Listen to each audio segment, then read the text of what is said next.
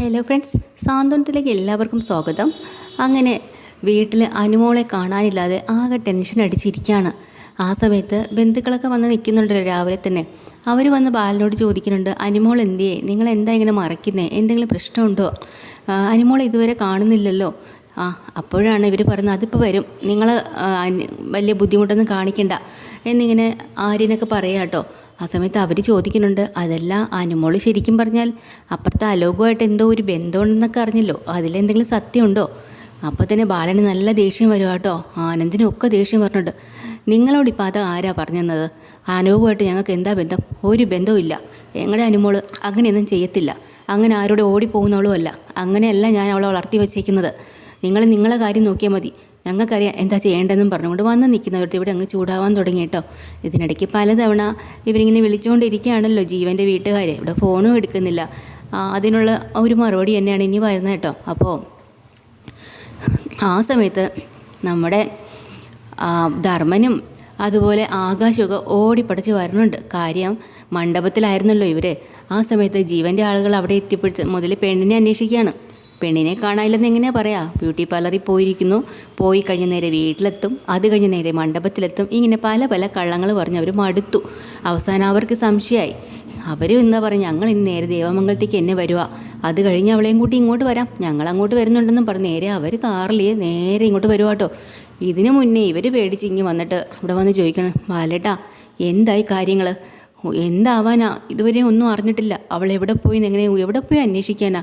ഇതൊന്നുമല്ല പ്രശ്നം. ദേ ആ ജീവൻ്റെ വീട്ടുകാർ മണ്ഡപത്തിൽ നിന്ന് ഭയങ്കര ബഹളമായിരുന്നു, പെണ്ണ് ഇതുവരെ എത്തിയില്ല എന്ന് പറഞ്ഞു. പറയാവുന്നതിൻ്റെ അങ്ങേ അറ്റം വരെ ഞാൻ പറഞ്ഞു നോക്കി, കേൾക്കുന്നില്ല. അവർക്ക് ഇങ്ങോട്ട് വന്നേ പറ്റുള്ളൂ എന്ന്. ദേ പുറകെ വരുന്നുണ്ട്, അവരിപ്പോൾ ഇവിടെ എത്തും, ഇനി എന്താ ചെയ്യുക?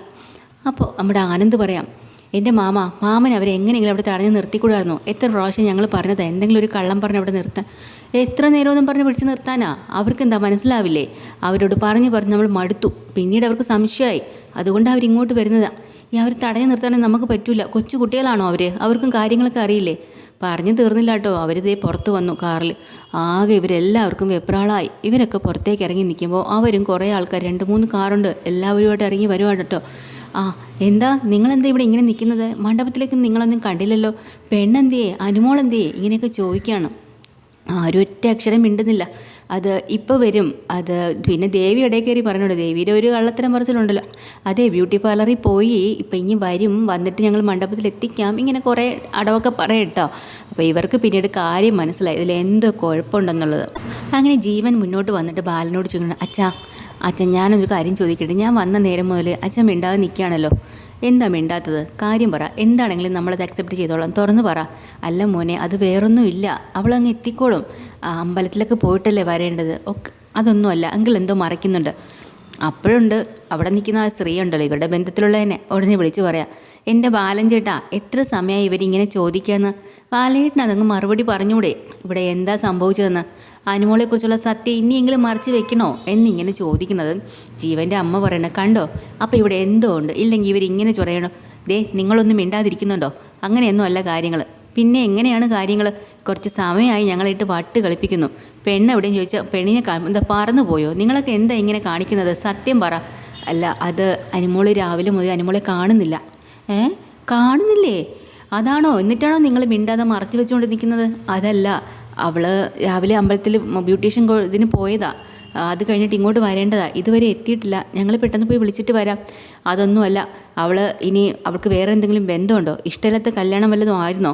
എന്നിട്ടാണോ നിങ്ങളെല്ലാവരും കൂടെ ചേർന്ന് പിടിച്ച് കെട്ടി ഞങ്ങൾ തലയിൽ വെക്കാൻ പോയത് എന്നും പറഞ്ഞ് ജീവൻ്റെ അമ്മ അങ്ങോട്ട് തുടങ്ങിയിട്ടോ. അവസാനം മാമൻ ഇടപെടാൻ തുടങ്ങി, ബന്ധുക്കൾ ഓരോരുത്തരായിട്ട് ഇടപെടാൻ തുടങ്ങി. പെണ്ണാരോടോ കൂടെ ഒളിച്ചോടി പോയി എന്നുള്ളതിന് ഉറപ്പായി. അപ്പോൾ ഗോമതി പറയാം, നിങ്ങൾ ഇങ്ങനെയൊന്നും എൻ്റെ മോളെക്കുറിച്ച് പറയരുത്, ഞങ്ങൾ അങ്ങനെയല്ല അവളെ വളർത്തിയിട്ടുള്ളത്. അവളുടെ പൂർണ്ണ സമ്മതത്തോടു കൂടി അവളോട് ചോദിച്ചിട്ട് ഒക്കെ തന്നെ അവളുടെക്ക് ഭയങ്കര ഇഷ്ടമായിരുന്നു ഇത്, അങ്ങനെയാണ് ഇത് ഓർപ്പിച്ചത്. മീനാക്ഷി മുന്നോട്ട് വന്നിട്ട് പറയാം, മിത്രയും പറയാനുണ്ട്, നിങ്ങളൊന്നും വിചാരിക്കുന്ന പോലെയല്ല, നമ്മുടെ അനുമോളുടെ പൂർണ്ണ സമ്മതത്തോടു കൂടിയാണ് ഈ ബന്ധം ഇവിടെ ഇപ്പോൾ തുടരാൻ തീരുമാനിച്ചത്, ഈ കല്യാണം പോലെ ഉറപ്പിച്ചത്. അത് ഉറപ്പാണ്, ഞങ്ങൾ അവളോട് സംസാരിച്ചതാണ്, അവൾ നമ്മളോടും പറഞ്ഞതാണ് ജീവനെ പോലെ ഒരാൾ അവൾക്ക് ഇഷ്ടമായി എന്നുള്ളത്. പിന്നെ എന്താ സംഭവിച്ചെന്നുള്ള കാര്യം ഞങ്ങൾക്ക് അറിയില്ല എന്നിങ്ങനെ പറയാം കേട്ടോ. അപ്പോൾ ഉടനെ തന്നെ ബാക്കി എല്ലാവരും കൂടെ പറയാണ്, നിങ്ങൾ പറയുന്നത് പച്ചക്കള്ളം, ഇതിലിപ്പോൾ എന്താ വിശ്വസിക്കേണ്ട? അങ്ങനെയാണെങ്കിൽ പെണ്ണെവിടെ? നേരം വെളുത്ത് മുതൽ പെണ്ണിനെ കാണാനില്ലെന്ന് പറഞ്ഞാൽ ഞങ്ങൾ എന്താണ് വിശ്വസിക്കേണ്ടത്? ഞങ്ങളെ വിളിച്ച് വരുത്തി നാണം കെടുത്തിയല്ലേ, എൻ്റെ കൊച്ചിൻ്റെ ഭാവി ഇല്ലാതാക്കിയല്ലേ എന്നും പറഞ്ഞ് ആൺ വീട്ടുകാരങ്ങോട്ട് ബഹളം വെച്ചു. ഇതിനിടയ്ക്ക് എന്താ സംഭവിക്കുന്നത്? നമ്മൾ അലോക് അനുമോളോട് പറയുന്നുണ്ട്, എടി നിനക്കുള്ള പണി ഇന്ന് ഞാൻ തരും. അവൾക്കിട്ട് ഒരെണ്ണം പറ്റിച്ചല്ലോ, ആ വേദന കൊണ്ട് ഇങ്ങനെ ഇരിക്കട്ടോ, ആ കവളിലൊക്കെ ഒന്ന് തഴുകിയിട്ട് പറയാം, ഞാൻ നിന്നോട് പറഞ്ഞു വാ തുറക്കരുത്, മിണ്ടാതിരിക്കാൻ. നീ അനുസരിച്ചില്ല, അതുകൊണ്ടാണ് നിന്നെ ഞാൻ അടിച്ചത്. ഇനിയും അടി കൊള്ളണ്ടെങ്കിൽ നിൻ്റെ വാ അടച്ച് നീ മിണ്ടാതിരുന്നോ. പാവം, എന്തിനാടി എൻ്റെ കയ്യിൽ നിന്ന് അടി നീ വാങ്ങിച്ചത് എന്നൊക്കെ പറഞ്ഞ് ഇങ്ങനെ അനുമോളടുത്ത് ഇങ്ങനെ കാണിക്കുന്നുണ്ട് കേട്ടോ. അനുമോൾ പറഞ്ഞു, എന്നെ അഴിച്ച് വിട് അലോകെ, പ്ലീസ് എന്നെ വിട്, ഞാൻ നിൻ്റെ കാല് പിടിക്കാം അലോകെ. കാലല്ലടി പിടിക്കാൻ പോകുന്നത്, നീ നോക്കിക്കോ ഞാനിപ്പോൾ എന്താ ചെയ്യുന്നതെന്ന്. ജീവൻ്റെ വീട്ടുകാർ നിന്നെ കാണാനില്ലെന്ന് പറഞ്ഞിപ്പോൾ നിൻ്റെ വീട്ടിലെത്തിക്കാണും. അവിടെ എത്തുന്ന സമയത്ത് നിന്നെ ഞാൻ ഇവിടുന്ന് നേരെ അവിടെ കൊണ്ടുപോകും. അവരുടെ മുന്നിൽ നിന്നെ അങ്ങ് ഇറക്കി നിർത്തും. ഞാൻ നിന്നെ കല്യാണം കഴിച്ചു എന്നങ്ങ് പറയും. ഇന്നലെ രാത്രി മുഴുവൻ നീ എൻ്റെ കൂടെ ആയിരുന്നു, എൻ്റെ ഇഷ്ടപ്രകാരം നിൻ്റെ ഇഷ്ടപ്രകാരം നീ എൻ്റെ കൂടെ ഇറങ്ങി വന്നതാണെന്നൊക്കെ എല്ലാവരെയും പറഞ്ഞ് അങ്ങ് വിശ്വസിപ്പിക്കും. അതോടെ ഇവന്മാരെന്തി പൊടിയും തട്ടി അങ്ങ് പോവും. പിന്നെ നിന്നെ ഞാൻ കെട്ടുമെന്നാണ് വിചാരം? നിന്നെ ഞാൻ ഉപേക്ഷിച്ചിട്ട് പോടി. ഞാൻ കോടീശ്വരിയായ ഒരു പെണ്ണിനെ കല്യാണം കഴിച്ച് സുഖമായിട്ട് ജീവിക്കും. നീയോ ജീവിതം തൊലഞ്ഞ് മൂത്ത് നരച്ച് അവിടെ കിടക്കും. ഇത് കണ്ട് നിൻ്റെ ആങ്ങളമാരും അച്ഛന്മാരും നെഞ്ചു പൊട്ടി അലറും. ഇതാണ് ഇനി നടക്കാൻ പോകുന്നത്. ദേവി ഇത് അലോകെ ഇങ്ങനെയൊന്നും ചെയ്യരുത് എന്നോട്. പിന്നെ എങ്ങനെ ചെയ്യണോടി? ഇതൊക്കെ എൻ്റെ പകയാടി, പക. വർഷങ്ങളായിട്ട് ഞങ്ങൾ മനസ്സിൽ കൊണ്ടു നടക്കുന്ന പക. അപ്പച്ചി ഉണ്ട്, നിൻ്റെ അമ്മ അറിയാലോ. എൻ്റെ വീട്ടുകാർ ആലോചിച്ച കല്യാണം നടത്താതെ നിൻ്റെ അച്ഛനോട് ഇറങ്ങിപ്പോയി. അന്ന് എൻ്റെ വീട്ടുകാർ എത്ര സങ്കടം അനുഭവിച്ചു. എൻ്റെ കല്യാണം നടക്കാനിരുന്ന സമയത്ത് നിൻ്റെ ആങ്ങള മിത്രേനെ അടിച്ചുകൊണ്ട് പോയി. അപ്പോൾ എൻ്റെ വീട്ടുകാർ എന്തോരം സങ്കടപ്പെട്ടു. ഇത് എത്ര പ്രാവശ്യമായി? ഇതിനെല്ലാത്തിനും പകരം ഒരു തവണയെങ്കിലും ഞങ്ങൾക്ക് തിരിച്ചടി തരണ്ടേടി. രാവിലെ കല്യാണ പെണ്ണിനെ കാണാനില്ല, കാമുകൻ്റെ കൂടെ ഒളിച്ചോടിപ്പോയി എന്ന് പറയേണ്ടി വരുന്ന ഒരു അച്ഛൻ്റെ നിസ്സഹായ അവസ്ഥ. ആഹാ, അതെൻ്റെ കണ്ണിൽ കാണാൻ കഴിയുന്നുണ്ട്. ബാലൻ അയാൾ അവിടെ തളർന്ന് വീണം, അതാണ് എൻ്റെ ആവശ്യം എന്നൊക്കെ പറഞ്ഞിട്ട് അങ്ങനെ നിൽക്കുമ്പോൾ പെട്ടെന്നൊരു ഫോണ് വരുമോ കേട്ടോ. അങ്ങനെ അലോകിൻ്റെ കൂട്ടുകാരെ വിളിച്ച് പറഞ്ഞിടാ, ജീവൻ്റെ ആൾക്കാർ മണ്ഡപത്തിൽ നേരെ ദേവമംഗലത്തേക്ക് പോയിട്ടുണ്ട്. ആണോ? എത്തിയോ? ആ ശരി, അപ്പോൾ എൻ്റെ പണി തുടങ്ങാറായി. എടി, ജീവൻ്റെ ആൾക്കാർ നിന്റെ വീട്ടിലെത്തിയിട്ടുണ്ട്, ഇനി നമുക്ക് പോവാം വാ. അങ്ങനെ അനുമോളെ പിടിച്ച് കാറിൽ കയറ്റുണ്ട് കേട്ടോ. ഒരു വിധത്തിൽ അനുമോൾ കയറുന്നില്ല, വലിച്ച് പിടിച്ച് കുത്തി കയറ്റും. കയറടി അങ്ങോട്ടെന്നും പറഞ്ഞൊരു അടിയും കൊടുത്ത് കയറ്റണം. അപ്പോൾ പെട്ടെന്ന് നമ്മുടെ അനുമോൾ പറയാം, ദയവ് ചെയ്ത് ഇങ്ങനെയൊന്നും ചെയ്യരുത്. ഞാൻ എത്രയൊക്കെയാണ് നിന്നെ ഞാൻ സ്നേഹിച്ചവളല്ലേ, പക്ഷേ നീ നിന്നെ കാല് ഞാൻ പിടിക്കാം, ദയവ് ചെയ്ത് നീ എന്നെ വെറുതെ വിട്. അങ്ങനെ ആ കാലി പിടിക്കുക കേട്ടോ അലോകിൻ്റെ. പക്ഷേ അലോകൊന്നും കേൾക്കുന്നില്ല. അങ്ങനെ അകത്ത് കയറുന്നിട്ട് താലി എടുത്ത് കാണിച്ചിട്ട് പറയും, ഇത് കണ്ടോടി താലി, ഞാൻ നിന്നെ ശരിക്കും കല്യാണം കഴിക്കാൻ പോവുകയാണ്, ഞാൻ കാണിച്ചു തരാം. അവിടെ ചെന്നിട്ട് ഞാൻ എല്ലാവരെയും ബോധിപ്പിക്കും ഈ താലി നിൻ്റെ കഴുത്തി കിടക്കുന്നത്, കാണിച്ചു തരട്ടെ എന്നൊക്കെ പറഞ്ഞിട്ട് വണ്ടി ഇങ്ങനെ പോവാട്ടോ. അപ്പോൾ അനുമോൾ എന്താ ചെയ്യുന്നത് വെച്ചാൽ ഈ താലിയിൽ, അപ്പോൾ നമ്മൾ അലോക് ഈ താലിയും മൊബൈലും കൂടെ സീറ്റിൻ്റെ ഒരു സൈഡിലേക്ക് വെക്കുകയാണ്. അനുമോൾ അതിൽ തന്നെ സൂക്ഷിച്ച് നോക്കുന്നുണ്ട് കേട്ടോ. ഇനിയിപ്പോൾ താലി അടിച്ച് മാറ്റി ദൂരെ കളയോ എന്നൊന്നും അറിയില്ല. അനുമോൾ ആ താലി തന്നെ നോക്കിയിരിപ്പുണ്ട്, എന്തെങ്കിലും ഒരു പണി ഒപ്പിക്കണമെന്ന് പറഞ്ഞുകൊണ്ട്. അങ്ങനെ അലോക് നേരെ വീട്ടിലേക്ക് എത്താൻ കേട്ടോ. ഇവിടെ ബഹളമായി. ഇതിനിടയ്ക്കൂടെ ഇവിടെ സംസാരം കേട്ട് കൃഷ്ണമംഗലത്തുള്ളവർ ഇങ്ങോട്ട് ഇറങ്ങി വരാൻ തുടങ്ങി. അപ്പോൾ അവർ ചോദിക്കുന്നുണ്ട്, എന്താ ഇവിടെ പ്രശ്നം? ഇവിടെ പെണ്ണ് ആരോടെ ഒളിച്ചോടിപ്പോയി. ആഹാ, അത് ശരി, അപ്പുറത്തെ അലോകിൻ്റെ കൂടെയാണെന്നാ. ഞങ്ങളെ മോൻ്റെ കൂടെയോ? അവൻ്റെ കൂടെ എന്തായാലും പോവില്ല, കാരണം അവളെ കെട്ടേണ്ട കാര്യമൊന്നും അവൾക്കില്ല, അവനില്ലാന്നും പറഞ്ഞുകൊണ്ട് സ്വന്തം മോനെ അങ്ങോട്ട് ന്യായീകരിച്ച് പറയാട്ടോ രാജശ്രീയും അച്യുതനും എല്ലാവരും അനന്തനും ഒക്കെ. അപ്പോൾ പെട്ടെന്ന് തന്നെ ഗോമതിയൊക്കെ പറയണ്ട്, പിന്നെ മിണ്ടാതിരുന്നോളാം നിങ്ങൾ, അല്ലെങ്കിൽ തന്നെ അലോകിനെ പോലെ ഒരുത്തൻ്റെ കൂടെ പോകാനും വേണ്ടിയിട്ട് എൻ്റെ മോൾ അത്ര മണ്ടിയല്ല, അനാവശ്യം പറയരുത്. പിന്നെ അലോക് എൻ്റെ മോൻ എന്താടാ വയക്ക് കൊള്ളാത്തനാണോ അല്ലെങ്കിൽ വഴി കിടക്കാനാണോ?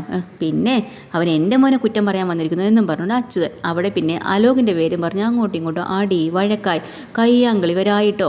ആ സമയത്താണ് ഒരു കാറ് വരുന്നത്. അതിൽ നിന്ന് വന്ന് ഇറങ്ങുന്നത് ആരാണ്? നമ്മുടെ അലോക്. അങ്ങനെ അലോകിനെ കാണുമ്പോൾ എല്ലാവരും അന്തം വിടുക.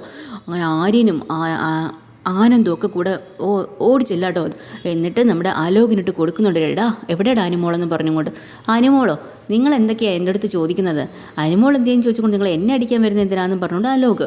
അപ്പോഴുണ്ട് അച്ഛനും അമ്മയും ഓടി വന്നിട്ട് പറയാം, നിങ്ങളെല്ലാവരും കൂടെ എൻ്റെ മോനെ എന്തിനാണ് തല്ലുന്നത്? അവനൊരു തെറ്റും ചെയ്തിട്ടില്ല, അവനിപ്പോൾ നിങ്ങളെ മോളെ ആവശ്യമൊന്നുമില്ല, എൻ്റെ മോൻ്റെ ദേഹത്തിനും കൈവച്ചാലുണ്ടല്ലോ എന്നും പറഞ്ഞ് അച്യുതൻ രാജശ്രീയും.